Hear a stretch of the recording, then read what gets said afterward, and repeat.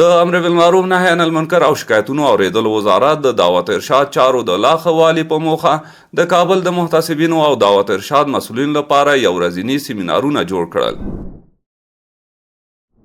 د امر بالمعروف وزارت محتسبینو په دې اونۍ کې د میرمنو د حقونو اړوند 109 بېلابېلې قضیې حل کړي دي چې له جملې 46 د کورني تاوتریخوالي، 14 د میراث، 20 د غیر شرعي نکاحګانو، 9 د ولور، 5 د نفقې ورکړې، 8 میرمنو ته د شرعي نکاحګانو زمینه برابرول او 6 د طلاق قضیې حل شوي دي.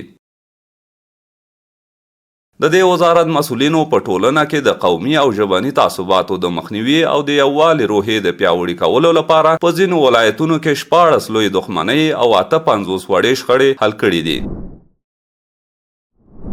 دغه راز محتسبینو د ناوړه دودونو د مخنیوي،